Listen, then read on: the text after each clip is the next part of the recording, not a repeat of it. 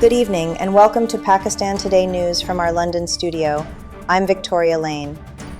We begin with escalating tensions in the Iran-Israel conflict, where recent military actions involving the United States and Israel targeting Iranian positions have heightened instability across the region. Iran has responded with missile and drone strikes, raising serious global concerns over the risk of a broader conflict. In a significant diplomatic development, a 2-week ceasefire has reportedly been reached between Iran and the United States through Pakistan's mediation. However, despite this temporary pause, the situation remains fragile, with analysts warning that any renewed escalation could have far-reaching regional consequences. In a related development, Iran and Saudi Arabia have resumed diplomatic engagement. Iranian Foreign Minister Abbas Araghchi and his Saudi counterpart Faisal bin Farhan held a phone conversation to discuss the latest developments in the Middle East. During the call, Iran briefed Saudi Arabia on the progress of ongoing Iran-US negotiations taking place in Islamabad.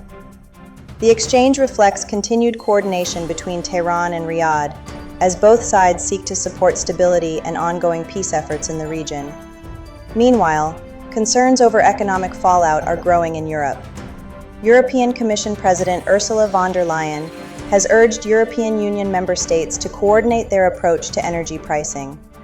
Her comments come as fossil fuel costs have surged by 22 billion euros since the onset of the Iran conflict, placing significant strain on European economies.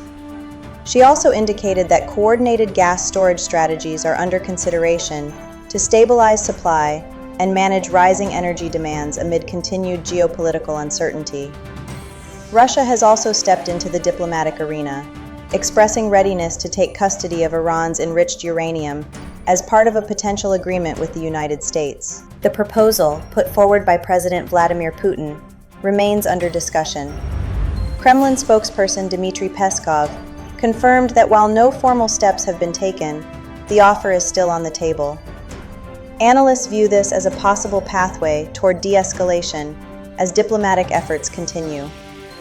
Let's turn now to Islamabad, where developments are directly impacting regional markets. I'm joined by our correspondent, Sarah William. Thank you, Victoria. Pakistan's financial markets have come under significant pressure following the latest geopolitical developments. The benchmark KSE 100 index plunged more than 6,600 points in Monday's trading session, reflecting growing investor anxiety. The sharp decline comes after stalled U.S.-Iran peace talks in Islamabad and increased tensions linked to a reported U.S. blockade of Iranian ports near the Strait of Hormuz.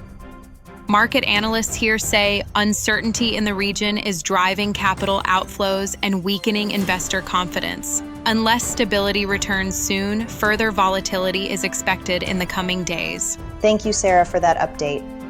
In the United Kingdom, Prime Minister Keir Starmer has announced that more than 40 nations will gather for a major international summit on the Hormuz crisis.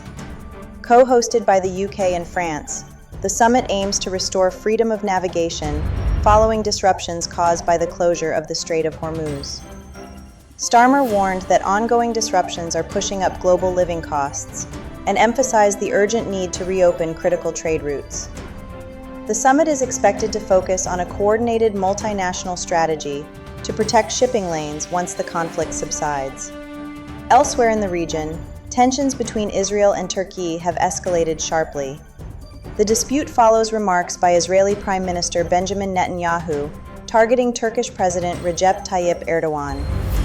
Turkey's Foreign Minister Hakan Fidan has accused Israel of portraying Turkey as a new enemy amid rising friction. The situation intensified after Erdogan reportedly warned former U.S. President Donald Trump about potential provocations that could undermine the fragile Iran ceasefire.